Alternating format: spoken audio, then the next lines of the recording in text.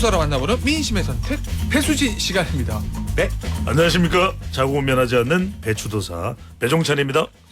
좌충우돌 시사평론가 수민 킴입니다. 자, 오늘 앞서 이준석 전 대표 인터뷰가 좀 길어져서 시간이 좀 줄었는데 우리가 밀렸네요. 아이 뭐 출연료 안 줄면 괜찮습니다. 아 그래요? 네, 누구를 안 줘요?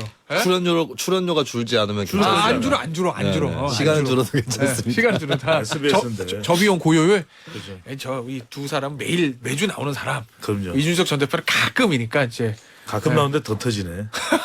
터지지 않든지는 이제 유튜브 올려봐야 됩니다. 자, 오늘 예상하셨겠지만 요거 키워드는 48.7, 17.15. 정치쇼를 꾸준히 들으시는 분은 이게 무슨 숫자인지 다 아실 겁니다.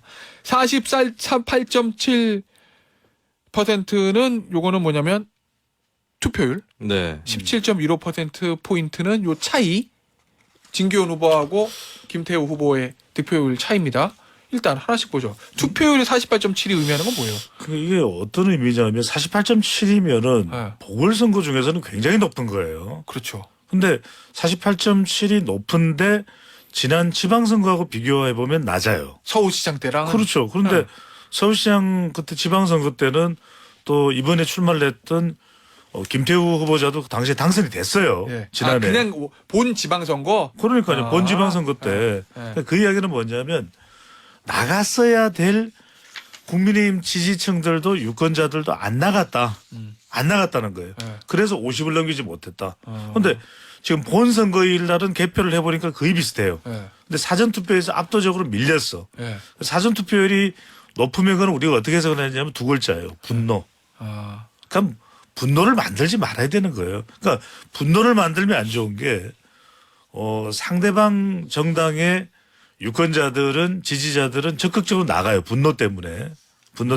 왜 이래? 이러면 나가요. 근데 정작 네. 우리 후보를 네. 우리 후보를 지지해 줘야 되는 사람은 무기력해져요. 분노가 생기면 예. 분노 때문에 안 나가. 아. 나가려고 했다가도 예.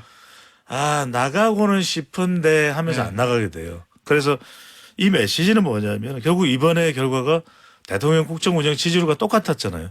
네. 긍정 지지율만큼 김태우, 그다음에 부정 지지율만큼 부정 평가만큼 진교훈. 근데 이게 48.7은 뭐냐? 이 48.7 지난번에 윤석열 대통령이 얻었던 득표율이 얼마인지 아세요? 이 비슷하죠. 48.7하고. 48.56%였어요. 대선 때. 그 이야기는 그러니까 이게 제가 데이터 전문가지만 미치겠는 게 유권자들은 이런 메시지를 던져줘요. 대선 때처럼 해. 선거운동 그때처럼 하라니까 이 이야기가 48.7이라는 거는 예. 대선 때처럼 그때 득표율처럼 얻으려면 48.7을 메시지를 던져준 거예요. 근데 그다음에 그 투표율하고 그때 득표율하고 아니, 그냥 이야기를 들어보세요. 이게 숫자만 비슷한 메시지를 거 던져준단 말이에요. 네. 그다음에 17.15는 뭐냐면 예. 이준석 전 대표가 뭘 근거로 삼았냐면 지난 총선 때 여기에 국회의원 지역구 세 곳에 1, 2위의 차이를 네. 평균 내보니까 18이 나왔다, 17.89가 나왔다, 79가 나왔다 이런 거 아니에요. 그죠? 네. 그 이야기는 뭐냐면 지난 총선 때도 민심이 바뀌었다. 지금 민주당한테 주는 민심이에요. 예. 오만 교만 떨면 안 돼. 또 바뀔 수 있어. 알겠습니다. 네, 그 얘기를 하는 거죠. 예. 그 17.15 차이가 네. 대통령 긍정평가 부정평가랑 완전히 거의 일치하더라고 숫자가. 그렇죠. 이거 저는 데이터 전문가 아니지만 네. 보는 순간 이 숫자 양 후보의 득표율 이거 네. 배수진 시간에 많이 본 숫자인데 음. 라는 느낌을 확 받았거든요. 실제로 네네. 그렇죠. 네, 야, 보통 이거 선거 무섭다. 때는 대통령 긍정평가층이 투표율이 높은 편이에요. 부정평가층에 비해서. 부정평가층은 기권하기도 하고 이렇기 때문에. 아, 그래서 보통 긍정평가 대 부정평가 그대로 가지는 않습니다. 선거 네. 결과가. 근데 이게 민심에 준엄한 경고인 게 사실 이게 비슷한 게 미러링 현상이 2021년에도 있었어요. 서울시장 보궐선거 때. 그때도 그때. 박영선 후보가 39% 정도 나왔거든요. 맞아. 이번에도 김태우 후보가 39%대가 나왔는데 사실 문재인 정부 후반이나 그리고 특히 현재 윤석열 정부나 좀 티가 납니다. 무슨 티가 나냐면 지지율 40% 먹으면 장땡이다라는 티가 나요. 그러면 민심은 어떻게 경고하느냐? 그러면 선거에서도 40% 드셔보세요. 아. 예, 40%가 환산해가지고 분모 네. 빼서 50%로 가는 게 아니라 네. 그대로 40% 드셔보십시오. 이렇게 된 겁니다. 그 이게 얘기는- 2021년 서울시장 보궐선거도 그랬는데 이번에 미러링 격으로 그 국민의힘도 그 처지를 겪고 있다는 그 거죠. 얘기는 예를 들어서 용산 대통령실이나 국민의힘 지도부에서 아니 뭐 여소야대 전국에서 대통령 지지율 한 40% 초중 초반 정도면 네. 총선 해볼만 하지라고 생각하는 게 아니다라는 얘기인 거죠. 그렇죠. 그렇게 생각하면 오산이고 그리고 제가 누누이 말씀드린 게 부정평가의 높이도 중요하지만 폭도 중요하지만 강도가 중요하다고 말씀을 드렸거든요. 근데 간혹 이제 4점 척도로 매우 잘함, 매우 잘못함을 포함한 4점 척도로 조사를 해보면 매우 잘못함에 해당하는 사람들이 40%를 넘거나 50%를 넘기도 해요. 예, 이런 것들이 단단하게 뭉쳐가지고 민주당을 지지하지 않지만 윤석열 정부를 부정평가하는 층이 진교훈 후보, 기호 1번 쪽으로 다 쏠리는 그리고 내년 총선에서도 각 지역구에서 그럴 수 있는 개연성이 이번에 발견이 된 것이죠. 근데 이게 알겠습니다. 큰 차이가 있는 게 왜냐하면 2021년에는 당시 뭐 LH 사태가 있긴 했지만 보궐선거에서 오세훈 후보가 이제 완성을 했죠. 네. 근데 그때는 대통령 지지율이 이 정도는 나쁘지 않았어요. 왜냐하면 우리가 문재인 대통령 지지율 이야기할 때는 뭐 역대가 뭐 가장 높았다 이런 얘기를 하잖아요. 근데 정작 정권 재창출은 못했어요. 근데 지금 윤석열 대통령의 지지율이 가장 크게 영향을 주는 건 선거는 동기부여가 있어야 돼요. 투표자 유권자들이 투표사로 가게끔 만들어줘야 된다. 지지층으로 그러니까 하여금. 미국의 한 연구 보고에 따르면 이 투표를 하러 가는 게 물론 이제 이 미국 연구니까 이제 우리 투표하고는 조금 다르겠죠. 근데 실제 이 남녀가 연애를 하는 것보다도 투표 한번 가는 게 더 어렵다는 거예요. 그래요. 그러니까 그만큼 적극적으로 자기가 누군가를 떨어뜨리기 위해서라도 가야 된다는 그런 분노가 또 자극을 주는 거거든요. 그러니까 자꾸 그런 분노를 만들면 안 돼요. 분노를 만들지 말고 지지층들한테 뭔가 이 근거를 줘야 돼요. 아, 이것 때문에 내가 나가서 지지해야 되겠구나. 그게 핵심인 거죠. 알겠습니다. 강서구청 보궐선거를 보고 뭐 그런 얘기 하잖아요. 어제 의원총회에서도 저 주말에 그런 얘기 나왔다고 하는데 송파구청장 선거에서 우리가 이겼지. 강서구청장이니까 진 거야. 큰 문제 아니야. 라고 말한 모 중진 의원의 네. 얘기도 보도가 됐던데 밭이 안 좋아서 졌다고 이런 얘기도 하잖아요. 근데 실제로 네. 세부 데이터 들어가 보면 그거랑은 좀 다른 결과도 나온다던데. 일단 그 얘기인 즉슨 국민의힘 일각에서 강서구는 험지다. 네. 라는 얘기가 나온다는 거잖아요. 네. 이거는 뭐 결론부터 말씀드리면 네. 한 경사가 5도 10도 정도 돼 있는데 그걸 암벽 등반이라고 하는 거랑 똑같은 겁니다. 그러니까 그래요? 네. 강서구 역대 선거들을 살펴보면 국민의힘 쪽으로 다소 불리하게 기울어져 있는 건 맞아요. 네. 그러니까 전국적인 어떤 바람이 불어야 그때 비로소 국민의힘 쪽 후보가 이긴다라고 네. 하는 것이 강서구 역대 결과였는데 근데 이번엔 차이가 너무 크지 않습니까? 5%포인트 차이로 지거나 이런 것도 아니고 17%포인트 차이면 이거는 국민의힘이 먹을 수 있는 표도 못 먹었다. 라고밖에 볼 수 없는 거고 소위 이번에 말해서 밭이 안 좋다는 얘기를 할 수준을 20개 넘어갔다. 20개 동네에서 네. 다 졌어요. 네. 네.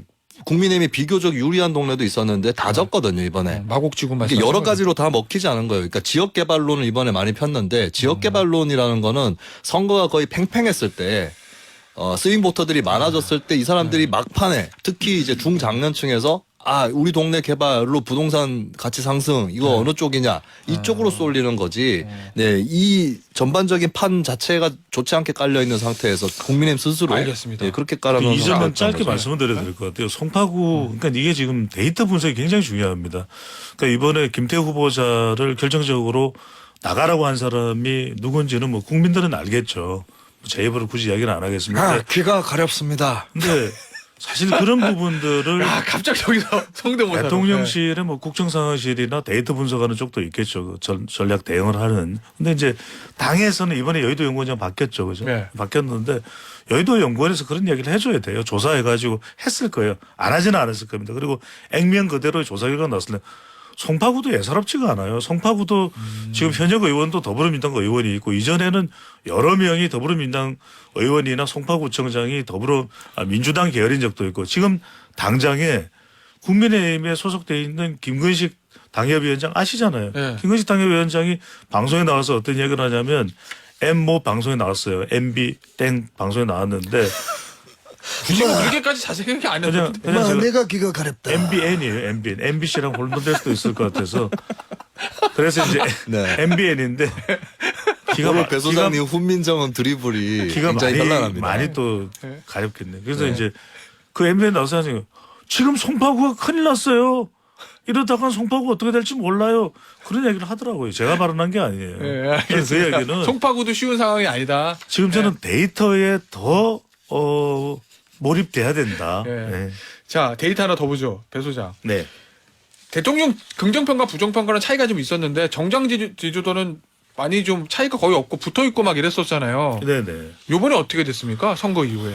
그 선거 나왔어요? 이후에, 선거 이후에 또 영향을 받았죠. 한국갤럽이 이제 서울 경제에 의뢰를 받아서 지난 12일, 13일 이제 조사가 된 건데, 여기서는 이 민주당이 38.1%예요. 네. 그리고 국민의힘이 33.9%입니다. 민주당이 38.1, 국민의힘이 33.9라고 말씀드렸죠. 근데 차이는 얼마 없는 정작 아닌가? 이 시점보다도 조금 빨리 조사가 된, 더 빨리 조사가 된 10일부터 12일 갤럽의 자체 조사는 민주당과 국민의힘이 동률이었어요. 네. 그러니까 이 강서구청장 보궐선거 끝나고 난 이후에는 민주당이 더 앞서는 것으로 벌어졌다라는 거예요. 와, 그럼 이거 일종의 뭐라고 그러 일종의 밴드 외관 효과라고 그래야 되나요? 그렇죠. 좀 오늘 크게 차이가 났으니까 이긴 쪽한테 한 표 더 가는 뭐 이런 네, 거예요. 그건? 오늘 소개해드린 모든 조사는 중앙선거론조사 심의위원회 홈페이지에서 확인 가능한데 이게 지금 특히 서울에서 그동안에는 자신만만했던 국민의힘이잖아요. 왜냐하면 지난 대선에서도 뭐 26만 여표 차이로 윤석열 대통령이 이겼고 그걸 사실은 이 동력으로 해서 대선 승리가 가능했던 것이거든요. 근데 지금 한강 라인도 판판이 무너지고 있고 이번에 강서구청장 보궐선거까지 서울이 위기예요. 근데 이 서울을 견인해 줄 사람이 누굴까? 네. 김기현 대표가 가능할까? 하태경 의원이 가능할까? 김건식 당협위원장이 가능할까? 이게 이제 지금 오리무중이 되는 거죠. 알겠습니다. 그러면 이 상태대로 하면 대통령 지지율 조사는 선거 이후에 아직 발표된 거 없죠? 아직까지는 없어요. 그럼 그것도 긍정평가 부정평가 더 벌어질 수 있다 보세요? 지금 벌어지고 있지 않나요? 여론조사 몇 가지는 나온 것 같은데. 나오긴 나왔는데. 네네. 좀 아무래도 벌어질 수밖에 없고 문재인 정부 때도 문재인 대통령 지지율이 최저치를 찍었던 것이 2021년 4.7 재보선 직후였어요. 아무래도 지고 난 쪽은 떨어질 수밖에 없다. 당분간은 그럴 수밖에 없죠. 알겠습니다. 그 앞서 배 소장이 그 화두를 던졌는데 서울 한강 라인조차 위험하다. 국민의힘이 그걸 견인할 사람이 누굴까? 지금 김기현 대표 네. 시즌 2 김기현 체제 시즌 2 이건 어떻게 평가합니까? 일단은 큰 부담을 지게 됐죠. 크게 졌는데 대표가 안 물러난다라고 하는 거는 일단은 그 정당의 전통에 비춰봐도 굉장히 이례적인 부분이기 때문에 일단은 크게 부담이 될 수밖에 없다. 그러면 거기에 상응하는 뭔가의 조치를 김기현 대표를 포함해서 국민의힘 쪽에서 내놔야 되는데 근데 그럴 만한 게 있을까? 김기현 대표의 사퇴에 버금가는 거기에 맞먹을 수 있는 반대급부의 조치가 과연 있을까? 이 부분에서 이제 좀 회의적인 시선이 앞으로 계속 지속될 수밖에 없는 그런 조건이 있는 거겠고. 근데 저는 결정적으로는 김기현 대표보다 훨씬 더 크게 윤석열 대통령한테 달려 있다고 봅니다. 그리고 요즘에 약간 대통령실에서 조금 냉철하게 당하고 거리를 띄우고 뭐 잘 지켜보고 있다 이런 식으로 대응을 하는데 당정일체를 누가 얘기했습니까? 당정일체를 얘기를 해놓고 왜 이제는 일체가 아닙니까? 왜 일행이 아닌 척하는 거예요? 그럼 결국에 대통령이 이 질문 다 일단 1차적으로 짊어져야 된다. 이게 분명한 사실인 것 같고 저는 국민의힘의 좀 취약점이 뭐냐? 과거 같으면 정풍운동이 있었어요. 정당 내에. 네. 예, 정풍운동이 당 대표만 들이받는 게 아니고 대통령한테도 가가지고 막 뭐라고 하고 그랬었거든요. 그 흐름이 나오느냐 안 나오느냐 굉장히 중요하다고 봅니다.